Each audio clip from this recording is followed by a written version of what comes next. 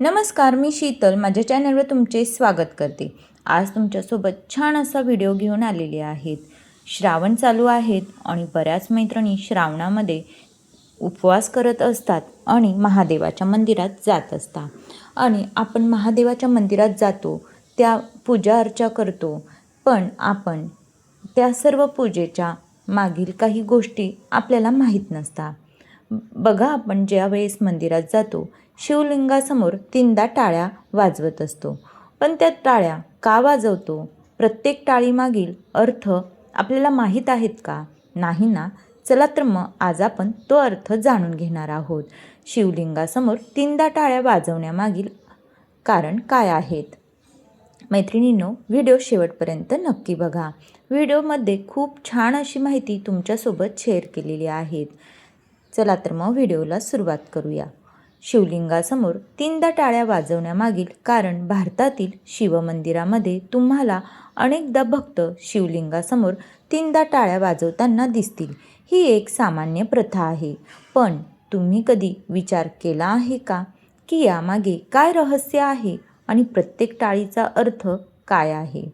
हा केवळ एक विधी नाही, तर यामागे खोलवर रुजलेला पौराणिक श्रद्धा, आध्यात्मिक अर्थ आणि काही वैज्ञानिक तर्क देखील आहेत। चला या अनोख्या परंपरेमागील अर्थ सविस्तरपणे समजावून घेऊ। शिवलिंगासमोर टाळ्या वाजवण्याची प्रथा। शिवलिंग हे भगवान शिवाचे निराकार रूप आहे। ते विश्वाची निर्मिती, पालनपोषण आणि संहार यांचे प्रतीक आहे। भक्त आपली श्रद्धा आणि भक्ती व्यक्त करण्यासाठी मंदिरामध्ये विविध विधी करतात। टाळ्या वाजवणे हा देखील या भक्तिपूर्ण प्रदर्शनाचा एक भाग आहे, ज्याला भक्त आणि देवता यांच्यात संवाद प्रस्थापित करण्याचे एक माध्यम मानले जाते। 3 टाळ्यांचा अर्थ। पौराणिक कथा आणि धार्मिक श्रद्धेनुसार शिवलिंगासमोर 3 वेळा टाळ्या वाजवण्याचे अनेक गहन अर्थ आहेत। तर पहिली टाळी आपल्या उपस्थितीची जाणीव करून देणे, देवाला जागृत करणे। पहिल्याच टाळीचा अर्थ आहे भगवान शिवाला आपल्या उपस्थितीची जाणीव करून देणे। देवतेला हे सांगण्याचा हा एक मार्ग आहे, हे महादेवा, मी तुझ्या आश्रयाला आलो आहे। ही टाळी भक्ताच्या आगमनाचे आणि त्यांच्या भक्तीच्या प्रारंभाचे प्रतीक आहे। दुसरी टाळी इच्छा व्यक्त करणे आणि दुःख दूर करणे, आपले म्हणणे। दुसरी टाळी ही आपल्या इच्छा, दुःख आणि वेदना भगवान शिवाला व्यक्त करण्याशी संबंधित आहे।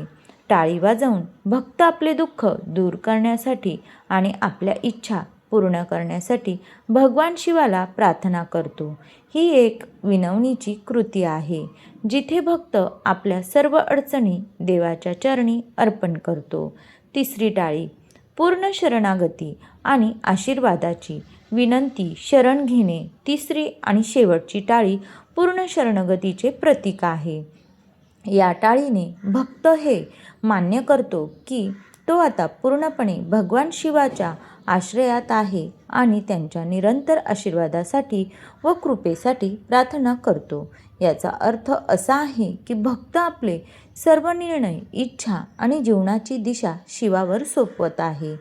ही टाळी भगवान शिवाशी असलेले एक गहन नाते आणि त्यांच्या चरणी स्नान मिळवण्यासाठी केलेली प्रार्थना दर्शवतो। या प्रथेमागे पौराणिक संदर्भ काय आहे? चला तर आपण जाणून घेऊ।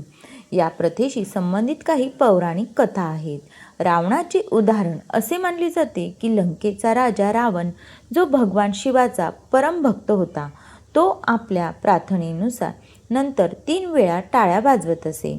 असे म्हटले जाते की केवळ भगवान शिवाच्या कृपेनेच त्याला लंकेचे राज्य मिळाले। भगवान श्रीरामाचे उदाहरण। रामायणानुसार भगवान श्रीरामाने देखील रामेश्वरमध्ये शिवलिंगाची स्थापना केली आणि पूजेनंतर 3 वेळा टाळ्या वाजवल्या, ज्यानंतर त्यांचे रामसेतू बांधण्याचे कार्य यशस्वीरित्या पूर्ण झाले। वैज्ञानिक आणि आध्यात्मिक दृष्टिकोनानुसार धार्मिक श्रद्धा व्यतिरिक्त टाळ्या वाजवण्याचे काही वैज्ञानिक आणि आध्यात्मिक फायदे देखील सांगितले आहे। ध्वनी आणि कंपन।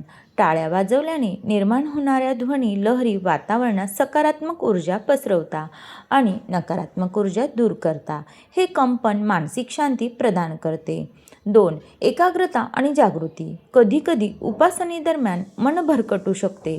टाळ्यांचा आवाज लक्ष केंद्रित करण्यास आणि मन जागृत करण्यास मदत करतो. 3. ॲक्युप्रेशरचा परिणाम. तळहातावर अनेक ॲक्युप्रेशर बिंदू असतात. टाळ्या वाजवल्याने या बिंदूवर दाब येतो, ज्यामुळे रक्तभिसरण सुधारते आणि शरीरातील ऊर्जेचा प्रवाह सुरळीत होतो. परिणामी ताजेपणाची भावना येते. तर मैत्रिणींनो, शिवलिंगासमोर 3दा टाळ्या का वाजवतो? प्रत्येक टाळीमागील अर्थ आज तुमच्यासोबत शेअर केलेला आहे. व्हिडिओ आवडला असेल तर चॅनलला सबस्क्राईब जरूर करा, एक लाईक जरूर करा, तसेच मित्रमैत्रिणींमध्ये शेअर करा. असेच छान छान व्हिडिओ बघण्याकरता चॅनलला सबस्क्राईब करून ठेवा. व्हिडिओ शेवटपर्यंत बघितल्याबद्दल धन्यवाद. परत भेटू एका छानशा व्हिडिओसोबत.